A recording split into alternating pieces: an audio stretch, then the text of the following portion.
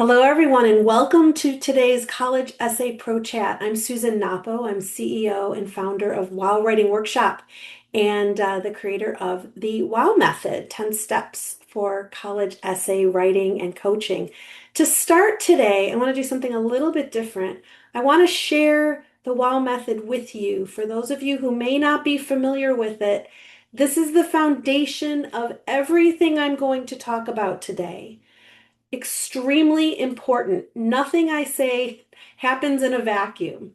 We like to say that you need the whole process to make this really work. So for any of my advice to work as a standalone, maybe get a little bit out of it. If I had more time, I would take you through every single step, every single bit, but that's actually a 4-week training, which you are welcome to sign up for. But I want you to look at this and see that here we have content at the top. The first 6 steps are all about content. The next 2 steps here in the purple, this is structure. And finally, the last 2 steps, steps 9 and 10, that's polish. So why is it important that I show you this today? And I'm going to try to show you this more often because here is what most people do. Most of your students do this. I would say that probably many of you do this. People start here in step 2, brainstorming ideas, not confirming that the student understands the prompt and purpose. It might seem obvious, right? They can read. How is this related to essay reviews? I'm going to show you. So often students start in step 2. They're brainstorming ideas before they even talk to you about essays. You may be looking at step 2 without even really realizing it from the beginning, having them generate ideas, write down tons of stories, answer 100 questions, write down all their values and best characteristics, all of it. We keep it really simple. I don't need to know everything about them because all I need to do is teach them in step 1 because they understand the prompt and purpose. I need to help them understand what makes an effective topic. Then in step 3, we focus on theme. We really make sure they know exactly what they're going to write about and why. And then I, as the reviewer, as the coach, you as the reviewer, as the counselor, as the coach, will then use that to guide your review. Now, most people start with step 2 and they jump straight to a first draft. And then they revise with a mashup of steps 8 through 10. Many of your questions are asking, how do I do this more quickly? And I say, you can't. I'll give you some tips because you're already there.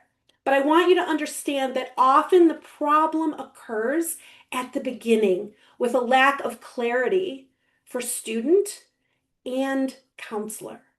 You can get a copy of this on our website if you don't already have it. If you don't know how, send me an email, susan@wowwritingworkshop.com. I'll be happy to send it to you. But I want that to be the foundation of what we're going to talk about today. I will refer to the steps and I'll explain what I'm talking about. But it's very important that you realize that essay reviews don't happen in a vacuum. We actually try not to read essays from students who didn't work with us from the very beginning. Why? Because it is nearly impossible to revise your way out of a poorly conceived idea. I'll say that again. It is almost impossible to revise your way out of a poorly conceived idea. That's not the only issue we're dealing with today. A lot of your questions are not about that. They're about time management. I will get into that for sure. But I want you to understand that when you have a student who has an essay that feels impossible, sometimes it's because it's an incomplete or poorly conceived idea that they put together either with you or without you, and all the revision in the world isn't necessarily going to help you. I had a student come to me actually the other day who worked with a writing coach, not happy with her essay, realized there was something wrong, looked at the full application, and wanted to know, how can I change it? And I said, actually, I need to teach you how to decide what to do with it, whether to keep it or not. Going back to the beginning in order to move forward. So let's get into it. Elizabeth asked a question, and she says, I'm actually worried I'm not spending enough time on reviewing essays. Everything I hear from other consultants imply they spend a long time reviewing them. And I'm going to say to Elizabeth, you're probably doing it better than you think. Sometimes spending all that time is not efficient, it's not effective, it's not useful. Sometimes we feel like if we're doing more, then we're being productive. Not necessarily true. Doing less, but doing the right things can make a difference for your students. And I also want to make sure, she says, they spend a long time reviewing. Keep that word review in mind. We're not editors, we're reviewers. Our job is not to revise student work, is not to rewrite every sentence. I was talking to an admissions officer just last week, and I asked her the question I ask every single admissions officer I ask anytime. I've asked them for 17 years, what do you want me to tell my students? And she said, remind them that it's okay if their sentences are imperfect. That's not what I'm looking for. I'm looking for insight into who they are. So we need to remind ourselves we are doing our jobs. If our students demonstrate some reflection, some insight, they answer the questions. We don't have to spend hours and hours and hours, and we don't have to spend 8 drafts working with them. So thanks for that question. Becky says, I'd like some help with efficiency, starting with looking for the central concept story, then structure to the little details. So great. Content first, then structure, then polish, or the little details. The central story, I'm going to tell you again, I'm going to keep saying this. Rather than having a student think of some big idea and then write a draft and try to say, well, let's reinforce how this shows something about you that maybe the student didn't already have there. Start at the beginning. Step 1 involves making sure the student understands the prompt and the purpose. This goes for every supplement. It goes for the Common App personal statement. It goes for UCPIQs. Do they understand why they are writing this? And who's going to read it and how it will be used in the larger application? We confirm understanding with 3 questions. Those of you who've written an essay with us through College Essay Experience training will recognize this exercise. Those of you who are in our partners program who use the WOW method with your students, you will recognize this. So reinforcement for you, something new for those who have not been through this already. 3 questions. Now, they've watched a video, they've read a web page. Now I have 3 questions. 1, what is we do this with the Common App, and then we do this later in a variety of ways, not exactly the same with supplements. But for the Common App personal statement, I'm teaching them to think about essays. Question number 1, what is the purpose of the Common Application personal statement? Not the options, not the 6 or 7 options, depending on if you count the topic of your choice. What is the purpose? I am checking for the correct answer. And if they say it's to show I'm unique, it's to write something no one's ever written before, I will stop them because I need to make sure when they get to step 2, which is to brainstorm ideas, I need to make sure that they know that we're not here to show that you've done something no one else has ever done. It's almost impossible, and it's not necessary. Next question, what do readers already know about you? Those are accomplishments. Accomplishments matter. The application is full of them. They're easy to measure. I'm on the dance team. I took 3 AP classes. I live in this neighborhood. My parents didn't go to college. Whatever it is, it doesn't matter. Those are actual, my parents didn't go to college is not an accomplishment, but it's something quantitative about the student. Accomplishments. I got this score on the SAT. Those are accomplishments. I'm the best tennis player in town. Accomplishments. Next question. What else would you like readers to know about you? These are characteristics.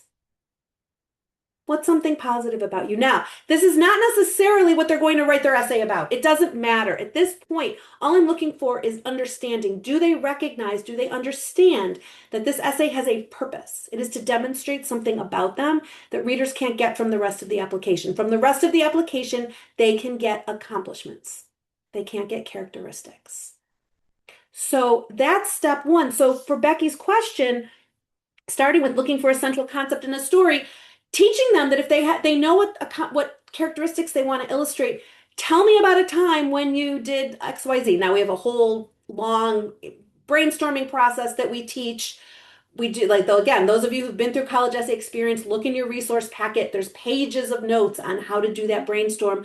Those of you who are in partners, use those guidelines. They are there for you.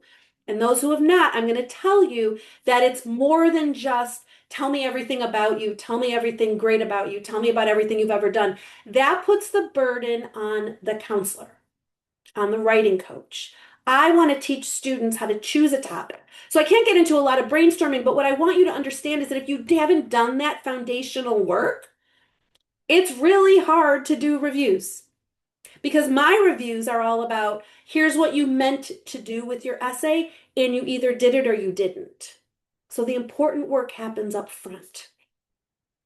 Let's see. Next question. Megan says, any tips to help with general efficiency when reviewing essays and knowing when I've given enough feedback on each step? Yes. We say approximately 2 rounds of review per phase. Content up front. Those reviews are activities that we take the student outside the essay to reinforce content. In step 7 and 8 in the structure phase, a couple of rounds of feedback is generally sufficient. And then finally in polish, a couple more rounds of revision. How can we know that they're going to be done? I mean, 6 is not a magic number. It's not like you must do 6 or you must not do more, or you must do fewer.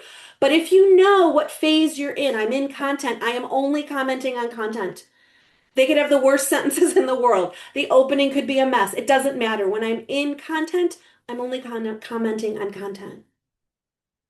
When I'm in structure, I'm focusing primarily on structure. We have a little bit of content left trailing over on the side.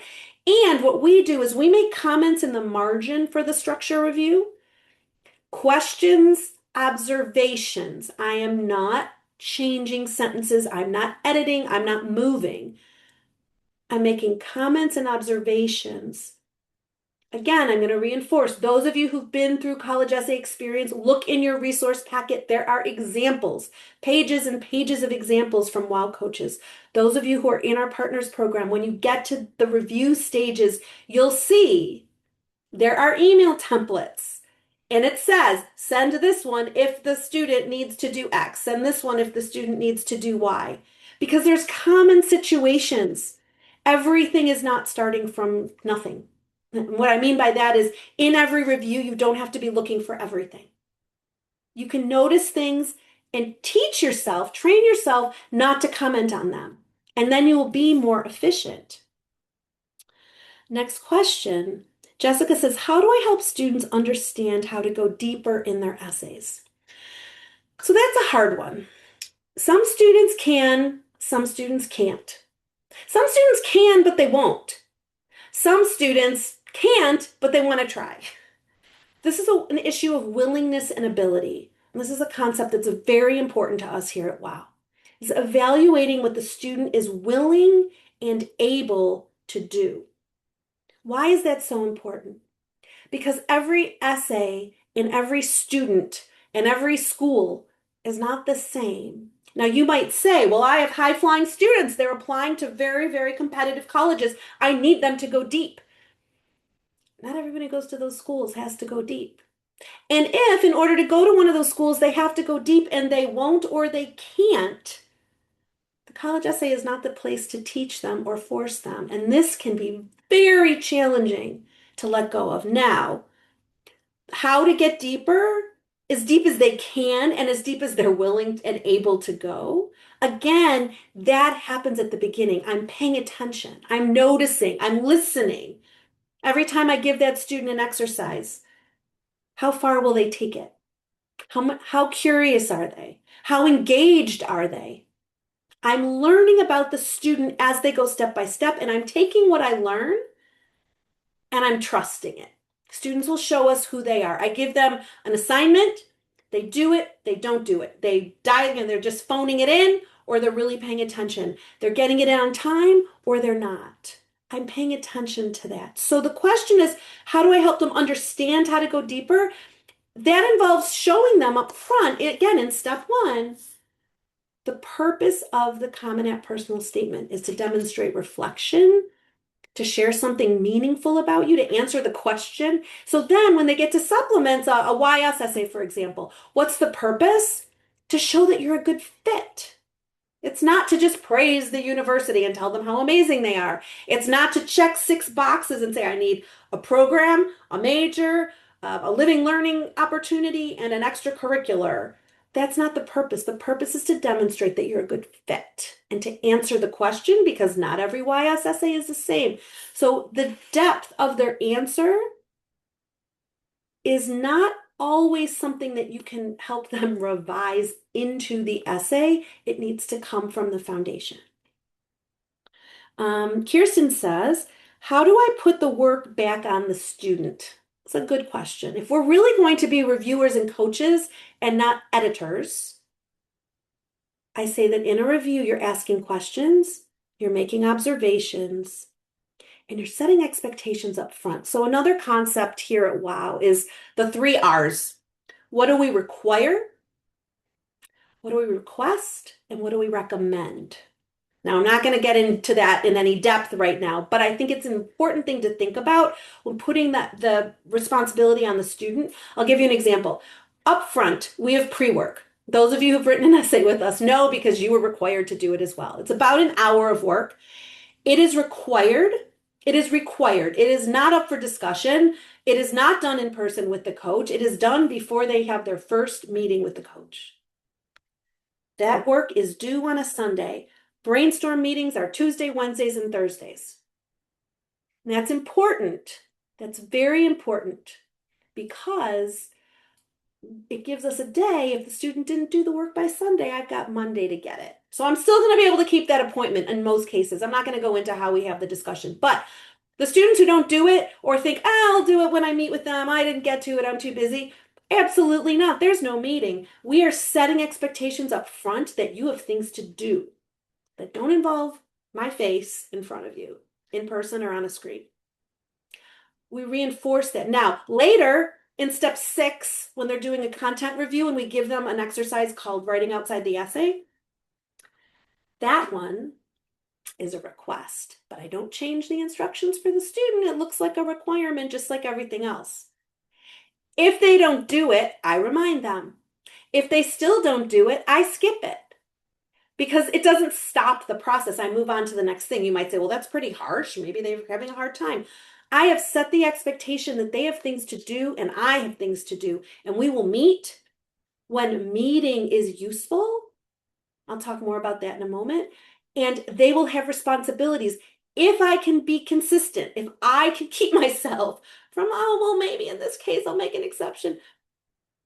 We do that on purpose. Now, those requests, they do them. They fulfill them. But if I have a student who absolutely is an exception to my rule and they really, really won't, then I let it go. Recommendations are things that I think will enhance their experience. They don't do it, not my problem. I mean, that sounds harsh, but a recommendation is here's how I suggest you show this to your parents or English teachers. Here's how I suggest that what you tell them before you give them your essay. I would recommend that you not share it with 100 people. That's a recommendation. I know that that's best practices. It doesn't matter to our relationship if they don't do it. Why do I say this? Because you shouldn't have to put the responsibility back on them. You should set the expectation up front with something that's a little lower stakes than a draft and a review. Next question. Let's see. Lisa says, how do you discern when a student has hit the limit of their willingness and ability? You're looking at an essay that is surface level. It's trite or even conveys negative characteristics. The student doesn't perceive the shortcoming, has not made meaningful revisions after feedback. Well, I would say to Lisa, you have answered your own question. That's when you know you've hit the limit. So let's take your question here. The essay is surface level, trite, or even conveys negative characteristics. So I've had students who've conveyed negative characteristics. They said they were saying something positive, and I, in my review, have said, you said you want to show what a great problem solver you are. However, in this case, you're coming across as arrogant. And I know that's not what you mean, even if I know that they are, maybe they are. I would suggest that you turn this around a little bit and focus here instead of there. Next draft comes back, no change. Maybe I say it again. Maybe I focus on, like Lisa says, it's kind of surface, it's trite. You say that you're a great problem solver. When we talked, you said this is what you did. Show me more about that. What did that look like? Bring me into that moment. I get another revision back. They haven't done it. I'm done. And in most cases, that student will have been behaving in that way the entire prop time. This is not new. I'm not getting something that I didn't get before. So we really have to trust that sometimes we have to let go. And that can be very, very, very hard. Because we feel like if I were better at this, I'd be able to get better responses. Not always true. Let's see. Oh, Katie says, I said I'd talk about meetings. Katie said, I've just started using the WOW process. For parents who want more face-to-face meeting time with their child, where during the review process would that be most helpful? So I'm going to turn it around a little bit. I'm going to suggest that you stick to having fewer meetings. And here's how you do it. So we have a 4-week schedule. So Katie, if you look back at the schedule that you've used, you'll see that there's a meeting during week 1. So maybe the week before that, you set them up with their WOW, with your WOW system. If you're in partners, you log them in, you show them where everything is, show them how it's going to work, show them that everything's so easy, you're going to be sending them messages. That's a meeting, right? And then maybe you talk about activities or something else that has nothing to do with brainstorming. You're staying out of the essay coaching process in those meetings. The next meeting is your brainstorm. That's an important hour. The next week, weeks 2 and 3 in our process, steps 6, 7, almost into 8. No meetings. Those are things students write. We tell parents, students need to write on their own. Writing is a thing you do by yourself. Reflection and review, those are things we can do together. So you're sending feedback, but you're not reviewing the essay in a live meeting because they will rely on you too much. And you want to teach them not to rely on you, but to rely on themselves, and that you're keeping track of everything. You'll tell them if they forgot something, if they missed something, it's okay. If parents insist they have to meet with you every Thursday at 3 o'clock, fine, have those meetings, but we're not talking about essays. We do not do, I highly, highly, highly recommend essay reviews happen in writing. Meetings are for things that require discussion. Brainstorming topics, strategy, those require discussion. Answering questions, I'm not clear about what you meant when you asked me this on my draft, that might require discussion. So you can meet, but I would not suggest reviewing essays. And for those, over the years, we've had folks in our partners program who said, I add a meeting at between step 6 and step 7 just to make sure they're on track. And those people will come back to me later and say, why for the last 3 years have I been adding that meeting? It actually adds work for me. It doesn't get me any better essays. Last month, I wasn't able to do those meetings, and so I skipped them. And oh my God, the students are more independent. I have more time, and I can use our time together more effectively. So if parents really want meetings, find other things to talk about. There's plenty. Once we get to supplements, we're meeting every week because there's a new school or a new group of essays to talk about every week. But review is really something I highly recommend you do not do face-to-face or in person. Let's see, we have a question that was added here in the Q&A, and feel free to add in the chat or Q&A. We just have a few more minutes. This year I had an unusual number of students pick a brainstorming date, then disappear for weeks at a time. I'd send them a sample schedule, then a more specific schedule, ask in the brainstorming session about time conflicts. They didn't mention it. Instead of 3 to 4 weeks to get through all the steps, it took 8 to 10, and it felt like I was chasing each writing exercise down. Do I have any thoughts? So interesting. Okay. This is an issue with parents. This is an issue with setting expectations. It's a little bit off topic for today, but I do want to address it. You need to set expectations with parents. I do not assign dates or schedules to anybody. I give them a 4-week schedule, say we're going to keep within, this is generally what we're going to be doing. And I check with the parent, double check, triple check. And then if the student disappears, I double check, triple check with the parent. And then I move them ahead. I say, you know what, I'll talk to you in 3 weeks. And I don't chase them. I don't chase them. So this is a scheduling issue. And whoever sent it says anonymous. Feel free to contact me and we can talk more about it. But this is an important issue. We need to set expectations with parents, not just brainstorm dates and then give the next assignment. Now, I don't know how this person set up the schedules, but parents need to agree and they need to know and tell us that their student is available. Let me answer a couple more. Let's see. Amy says, how many revisions are too many? For a few students, I'm beginning to feel bad how long their essay is taking, but it feels like they also aren't putting in the time each week on thoughtful revision, and that is something I don't think I can control. They're going to put in as much time as they will put in.